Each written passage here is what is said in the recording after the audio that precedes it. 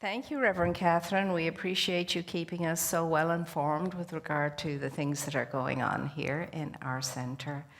The centre is close to the outside world in the sense that we, as Reverend Catherine said, we don't have people coming in except the ones who are necessary, but we're very open. In fact, we're more open than we've ever been, and we're reaching out even more than we ever have. And we're connecting with more people than we have before too. So that's the good that comes out of this. But I do know that everybody, and the physicality of that, and the ability to look into each other's eyes and faces, and all of everything that we had of that nature BC, before COVID. But at the same time, we're counting our blessings. So I want to welcome you into the sanctuary today, into our virtual community on Casual Wednesday, and say to you how lovely it is to be in your company. And if anybody is joining us for the first time, big shout out to you and a great big welcome. And if you benefit from what you experience here today, perhaps you'll visit us again and maybe share with your friends, and they might benefit too. That's the way we keep together, especially these days.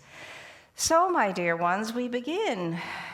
So many beginnings in our every single day. We're always beginning something.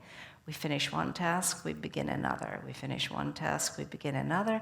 As I like to remind us all, when we finish a task, be grateful for it. When we're about to begin another task, pause and remember, I do not go into this task alone, but the power and the presence of Spirit comes with me always. And it gives us a chance just for a second to touch bases with our source. And it's a wonderful spiritual practice, and you'll be amazed at how much that blesses our day. So I would just invite everybody to try that out and see the benefit for yourself. So now that's exactly what we're about to do. We're going to take ourselves out of the busyness of the embodiment. We are going to take ourselves away from all the distractions of the outer world and all that calls from us in the outer world. And we're going to re-energize now, and we are going to fill ourselves up, tank ourselves up with more of that beautiful, amazing grace consciously, so that we can better do and be in the world today. So join me now, and if you would, I think it's a very wonderful thing to close our eyes, because as we do, we're closing our eyes and minds to all the distractions of the visible world, so that we can enter into the world of the interior. So this is what you and I can know right here and right now. In this moment now, life is calling me higher. Life is giving me an opportunity to be more of myself, to be in company with myself, to move deeper into the wellspring of myself and to all of the beautiful, amazing, powerful energy of grace that is ever available to me. It's the well of my happiness. It's the well of my health.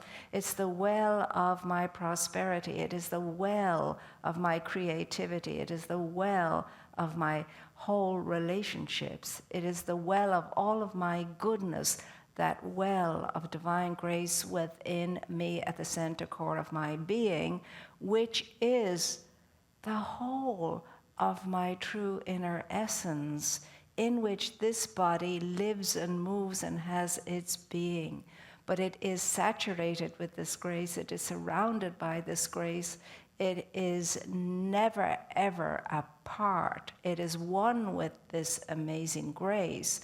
And for me to benefit from that, I simply have to recognize it. Recognize it. And when I do, identify with it. Identify with it, and then draw from it all of its power, all of its force and energy and intelligence, in awe and in wonder, because that's what happens to us when we manage to make that connection and to draw from the wellspring of ever-bubbling grace within above, beneath, around and about us, and every single article, point, energy point, every single wonderful, beautiful atom that the Spirit created. That is true of all that Spirit creates. We're living in it, we're moving in it, we're breathing in it, we're breathing in it, and we are breathing it out from us. And in our conscious connection with Source, that is our state of being as we contemplate the one thing. Our own sense of wholeness and completeness and fullness. And that's all that is required to mend and fix and heal anything. Anything at all, big, little, small, of whatever nature. That's all that is required. Because when I'm in that state of awareness, in that, I don't even find the word for it now, but in that saturated state of grace, there can only be that and no thing else. So everything unlike it has to dissipate itself in it for it to be revealed as the whole, the complete, the full life expression by means of you, by means of me, by means of all of life. It is that amazing individualized we of us. For in the one there is only one. That's all. There's only one. One is all there is. And this is what I'm knowing right now, beloved presence. The oneness and the unity and the peace that passes understanding in the outer world. And the complete sense of joy that is beyond me in the outer world. And that awareness of that fullness that I gain so beautifully on the inner side of life when I'm in touch with my true and real essence. So I breathe it in my formless state of simple, pure light, pure energy. I am one with the breath of life, and I breathe it consciously. I'm in its rivers of grace, in the ocean of infinite presence, as is all of creation on the inner, invisible side of life, as I am, as all is in its original state of wholeness and completeness. And as the breath of the breath, as the movement of the mover, I am complete. I am whole. I am filled. I am at one. In joy, in peace, in a sense that is beyond outer awareness and understanding. This is the inner life of the truth that sets free.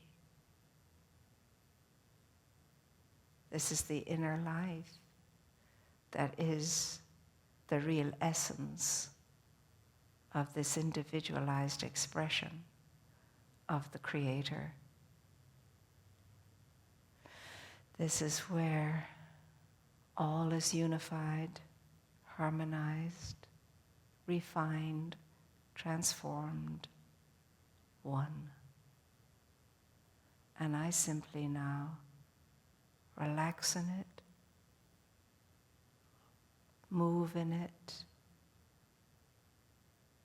and simply let it be as this individualized expression in the wholeness, in the completeness, in the fullness of the one. So I quietly now, having stilled myself into this awareness, just go with its flow that seems to be ever moving and not moving at all. It's a wonder to me. It is the emanation of awe and wonder and beauty.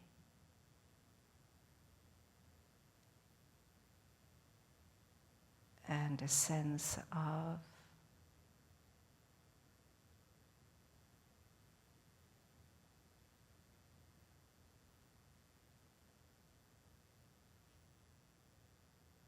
pure energy.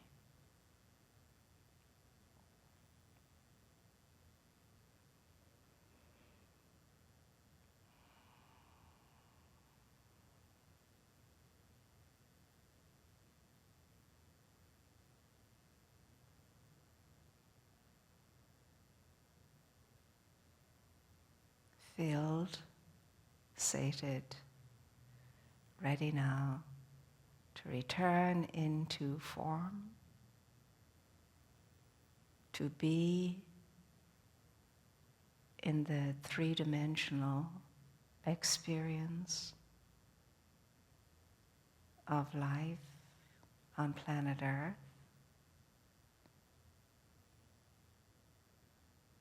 The beautiful blue-green gem spinning in its orbit in the cosmic sea of life, energy, and the perfect evolutionary process of spirit in the outer world of form. And I call it good. I call it blessed. I call this beautiful planet whole. I call it unified, harmonized, all that it is in its original state of the divine design. The planet of serenity, of unity, of life and light and love. And what I know and what I see and what I vision is reality, my reality, and makes things so. So blessing now and coming back into this moment, into this time, into this day, all of life, calling it whole life because it is the life of spirit, its creator, the life of infinite intelligence in form.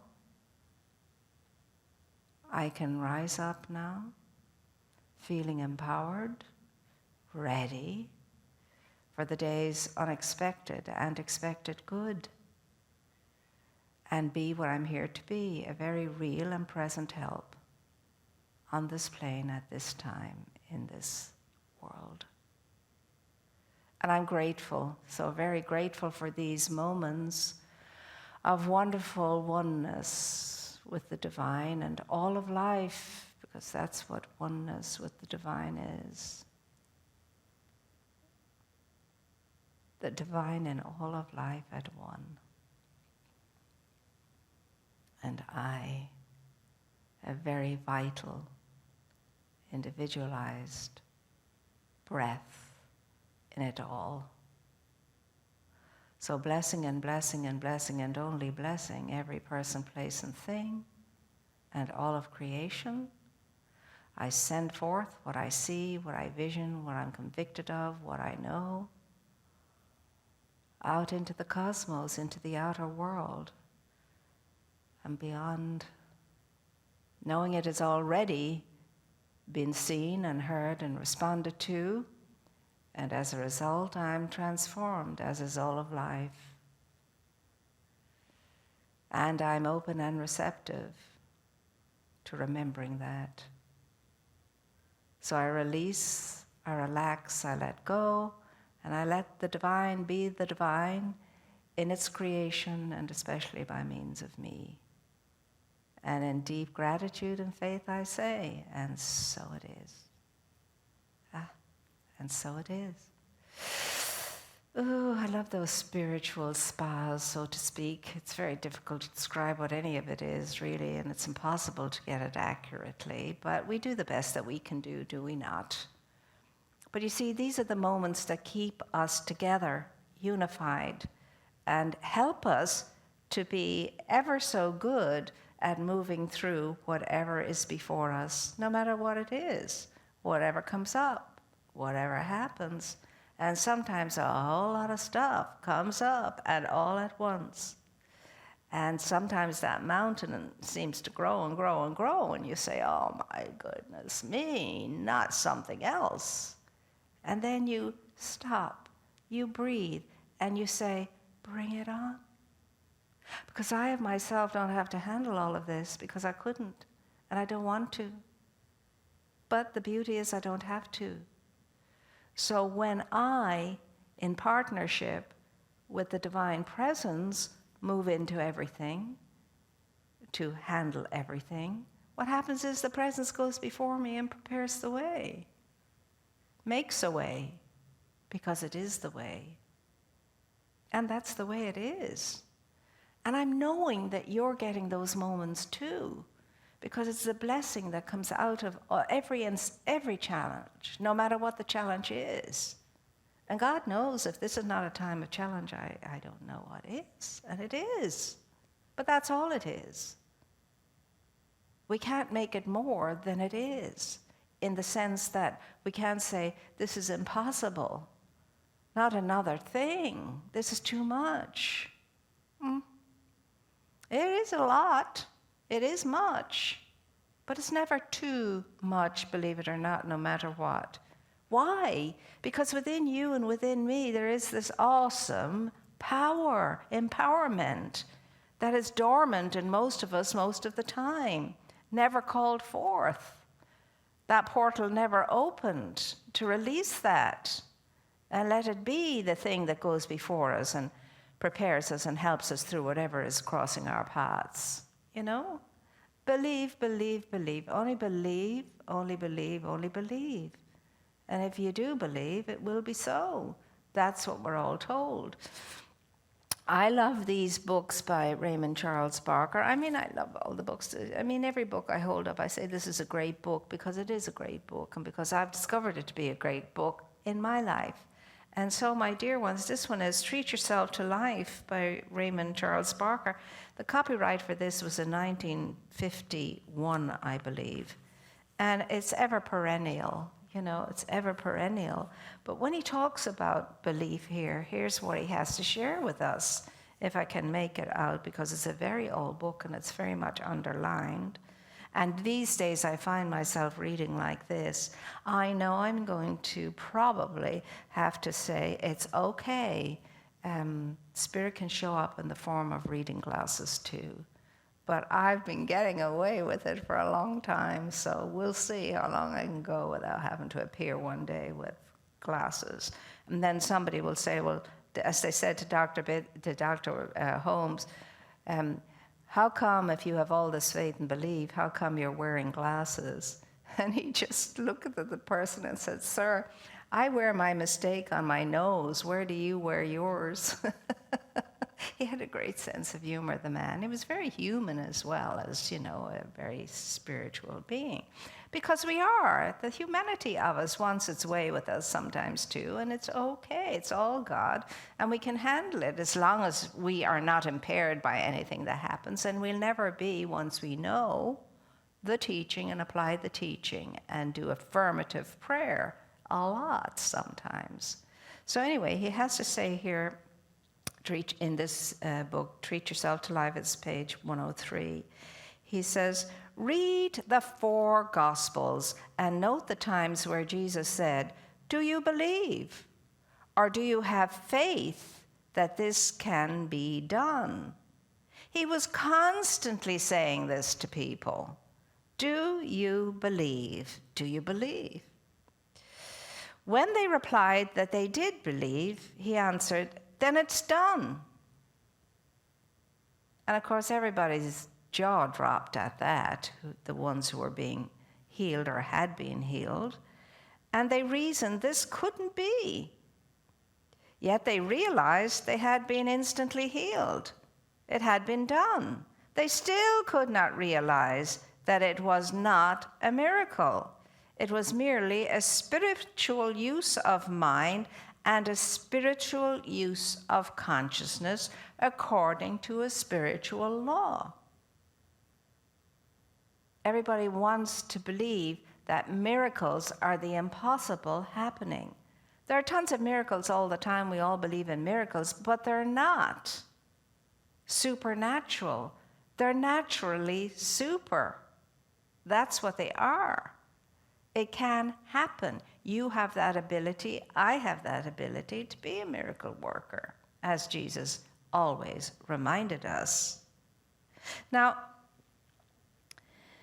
Jesus was put down, so to speak, by the people who didn't like the way he did things and what he had to say.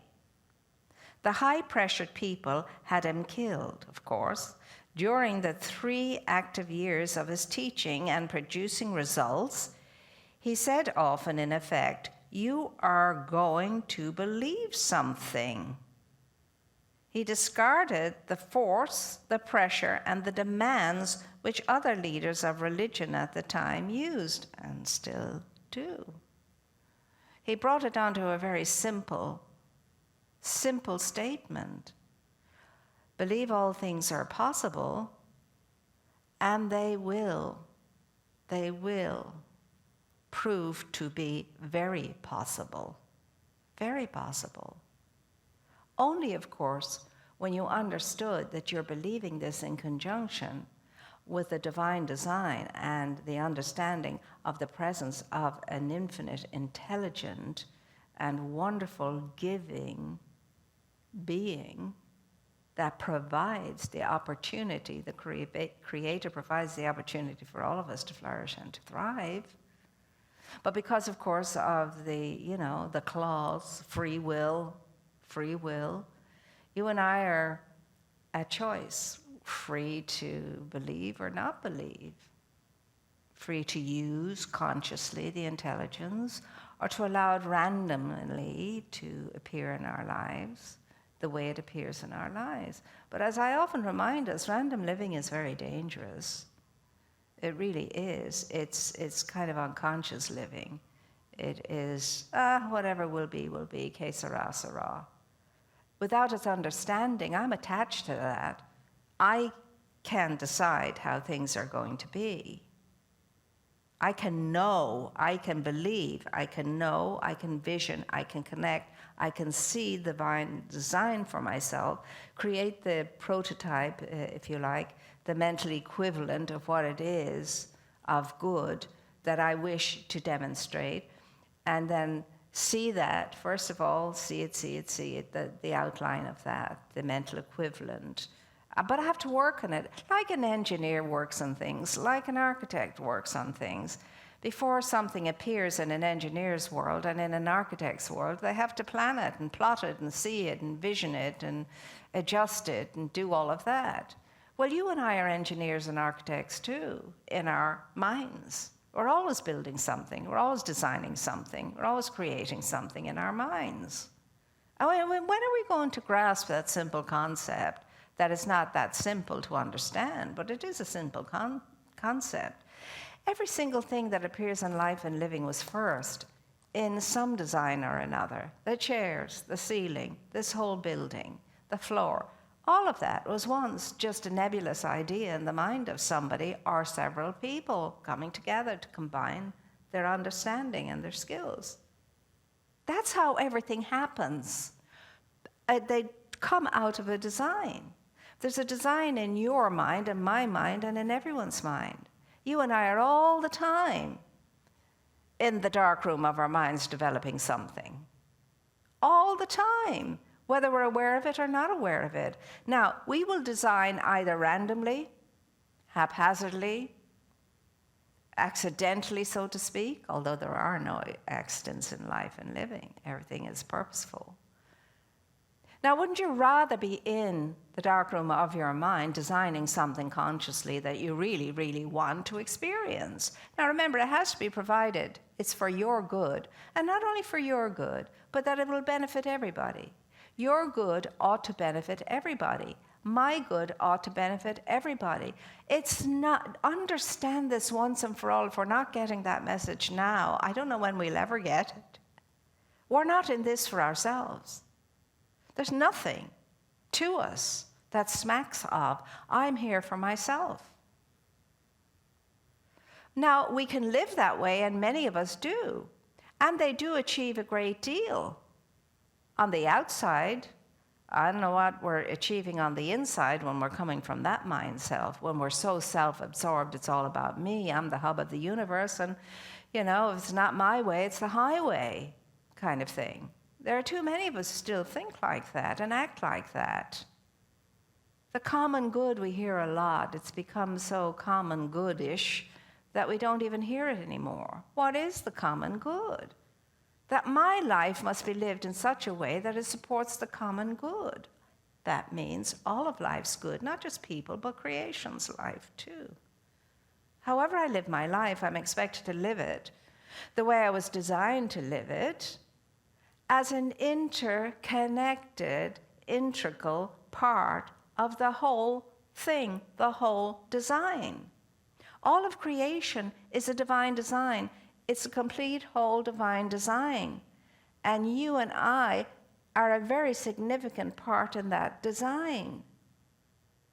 And without my conscious understanding that and taking care of what's mine to take care of in that divine design, the whole thing doesn't work. That's why we're in the state we're in.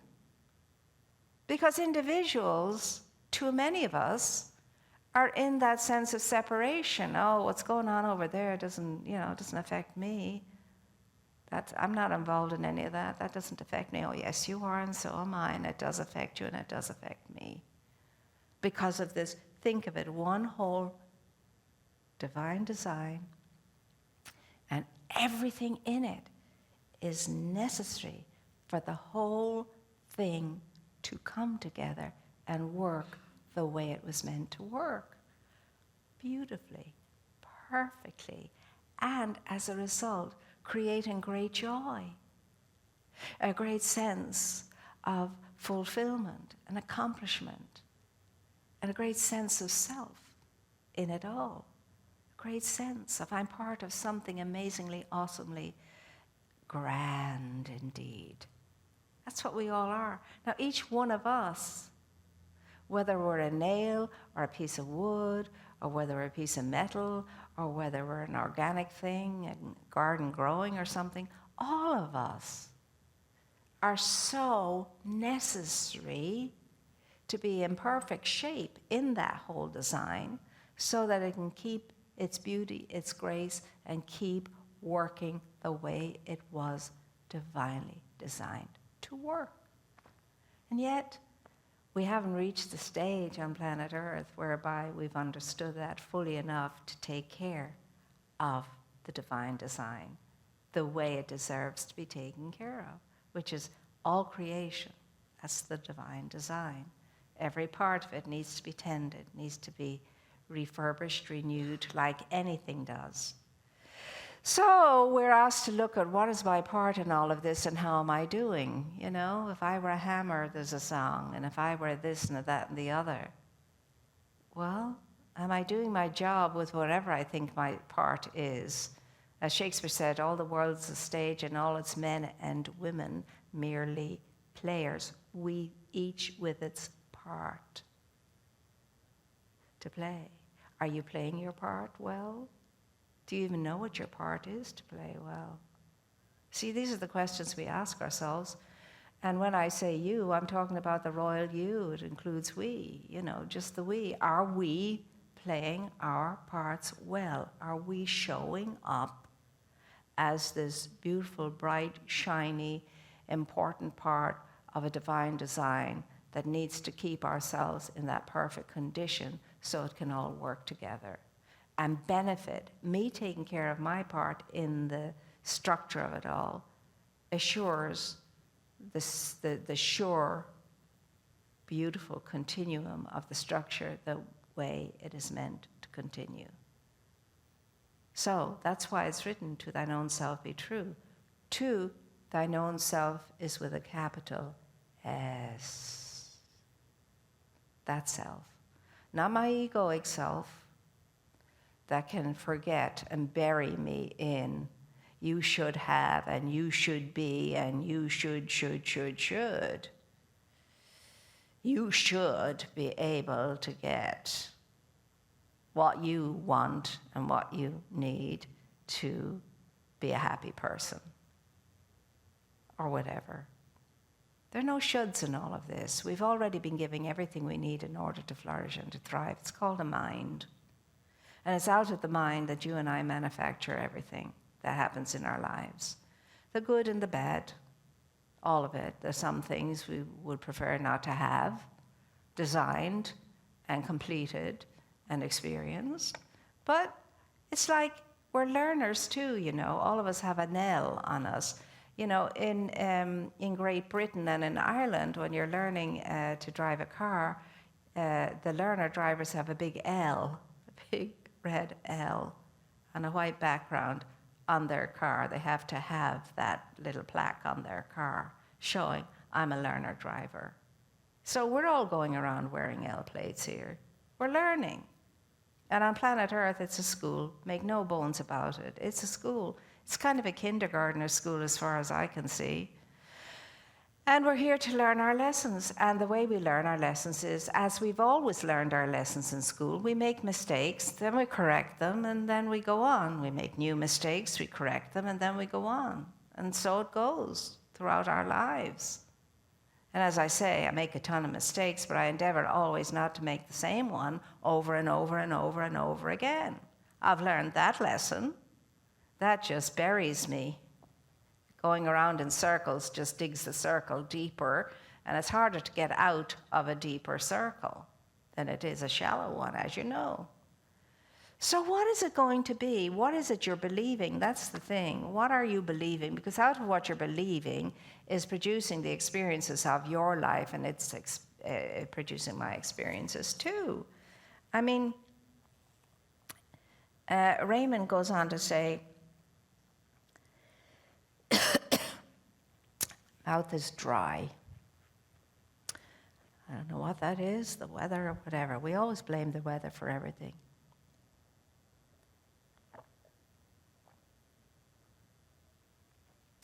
Thank God for water. Adam's ale, as we call it in Ireland, the original waters of life. But he says here, Jesus implied, you do not live the usual material way when you're in the spiritual life. You merely believe something.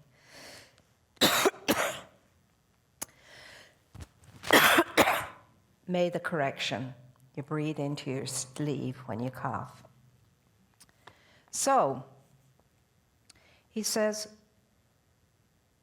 Jesus implied, you do not live the usual material way. You merely believe something. And he goes on to talk about in the material world, we have to struggle and strain and do this and do that and create this and create that. In the spiritual world, you just have to know something. You have to see it clearly. You have to vision it. You have to picture it. You have to line yourself up with it. When you see it clearly, you move into it. You become one with the vision. And then you know it. This is it. This is exactly what I'm knowing for myself. And you keep knowing it. And you keep believing that because you've done your work and prepared, the way will be made straight before you for this to happen, for this to come into your life as an experience. The power of thought, the power of visioning, picturing, the power of your mind to bring to you the good that you desire. Now, you can't take anybody's word for this. You have to test the waters. You have to try it out. You have to do it. And do it again and again and again until you refine it. And each time you do that, come to the picture you have divinely designed in your mind, you grow deeper in the awareness and in the conviction that, yeah, why not? Instead of, well, why me? Why would I be able to do that? You come to the conclusion, why not me? Of course I can do this. And that's not your egoic self telling you that.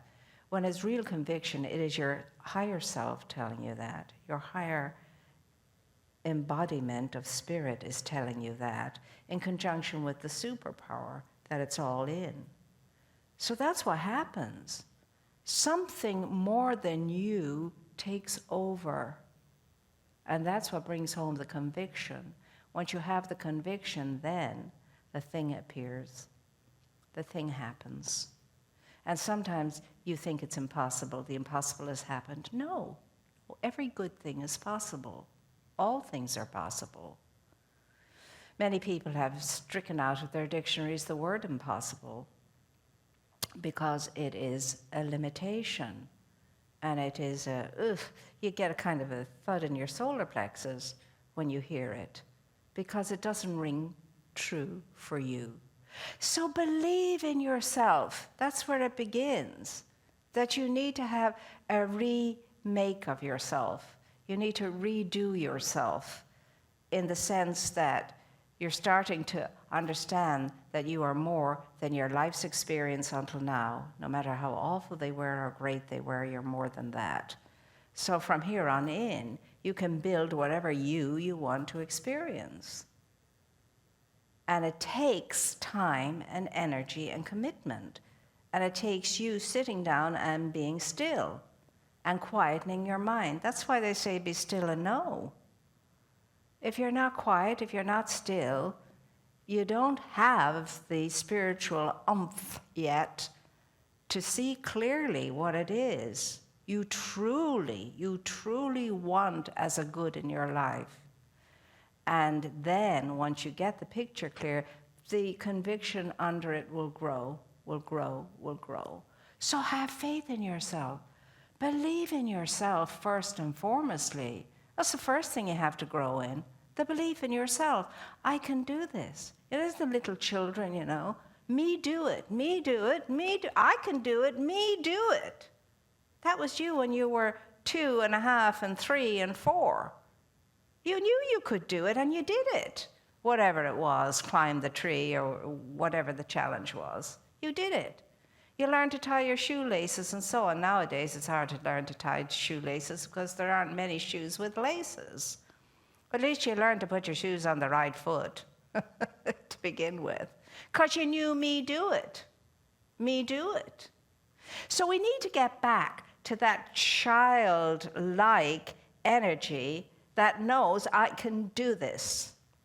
I watch children all the time. They're one of my greatest teachers. I watch them all the time. I love to watch them. I love to see how they handle situations. And, it's an amazing thing to do. They teach us. So if you are exposed to youngsters, watch them, learn from them. But more than anything else, get in touch with the youngster yourself. It's still there, that never leaves us.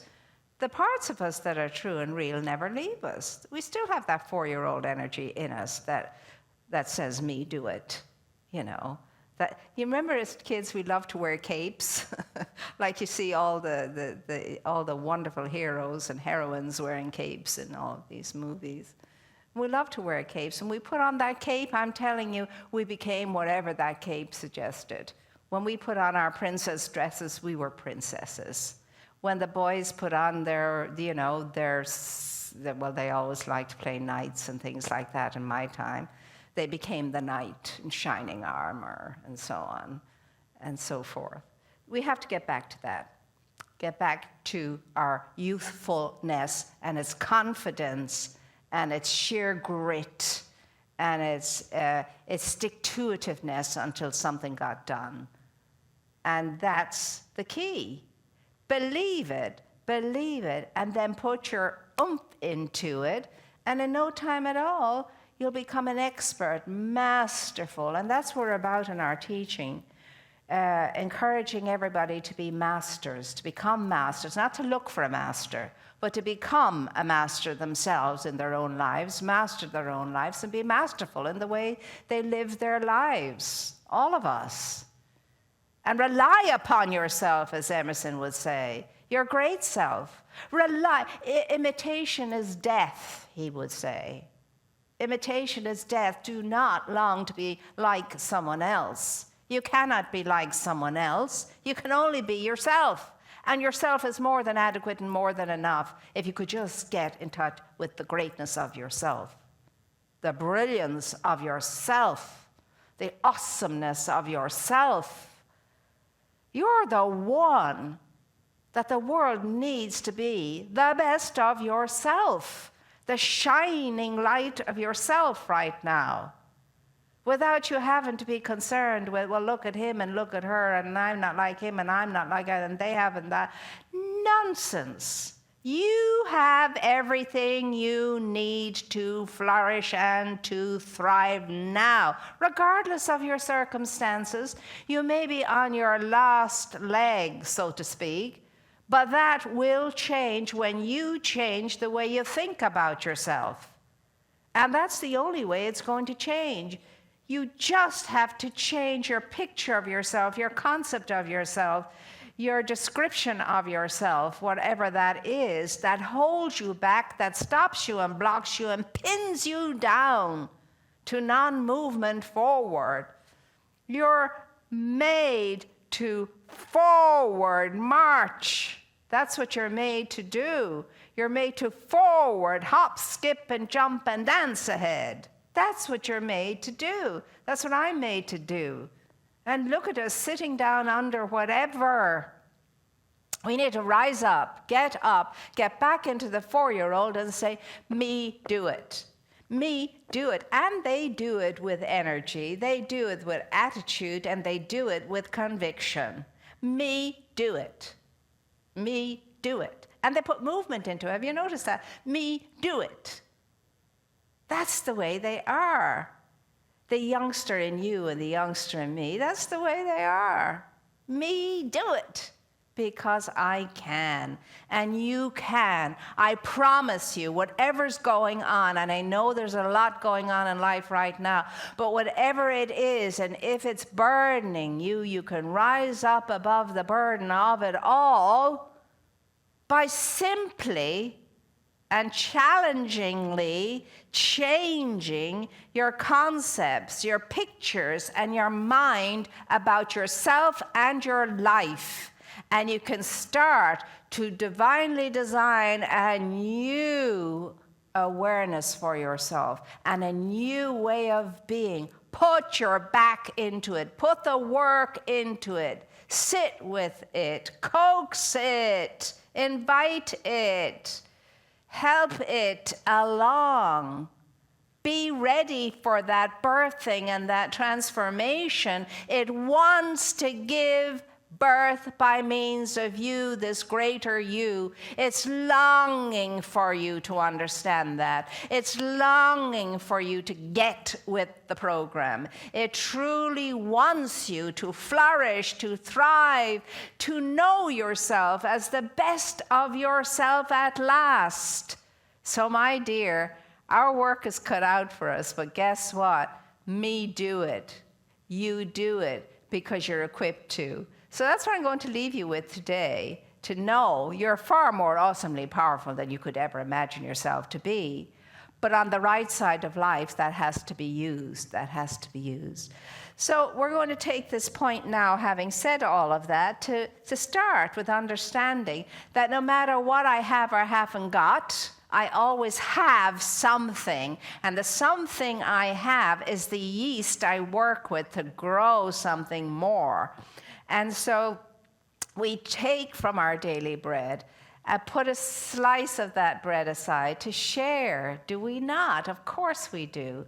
We wouldn't refuse anybody a piece of bread if they wanted it. There's no way we would. We'd give them the whole loaf. I know who we are.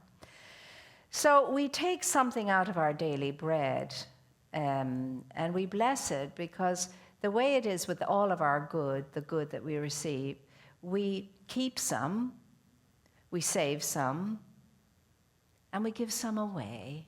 It's a three-way process.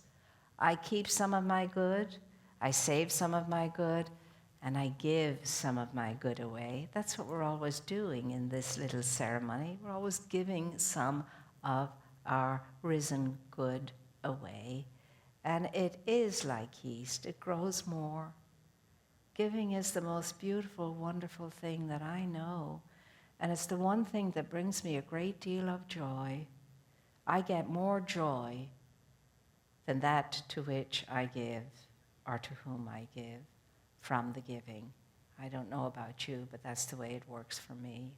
So I delight in every opportunity I can to be able to give something good away.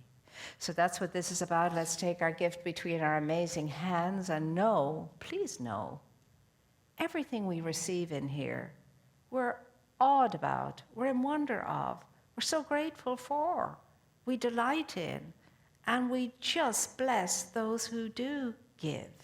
We really do.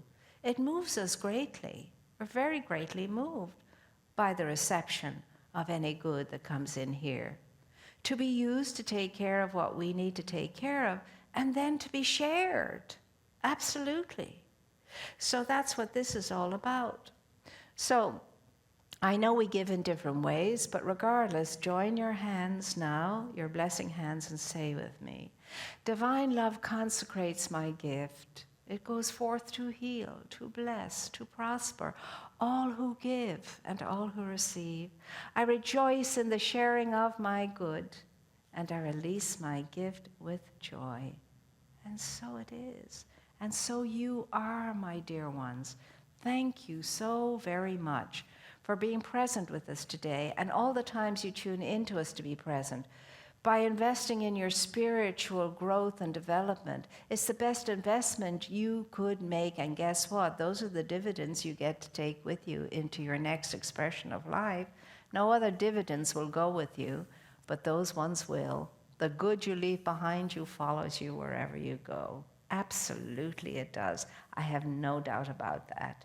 And so continue to have a very rich and blessed day, and start by breathing in and saying, I am today the very best of myself. And I go forward now to greet my good, expected and unexpected. And I go forward now to be in the world as a very real and present help, however that shows up for me to be blessed by having that opportunity. And again, deep gratitude to each and every one of you for all of the good, your good thoughts, your good feelings, your good deeds in the world, and the good sense you're growing of yourself. That's what's making the difference. And the difference needs to be made right now. Know that you're loved, you're cherished, you are deep within our minds and in our hearts, and we are always supporting you as best as we know how. And hopefully all of us are getting better at that. So take care of yourselves, love yourself, honor yourself, bless yourself, cherish yourself. Why wouldn't you? Because God dwells in you as you. How lovely is that?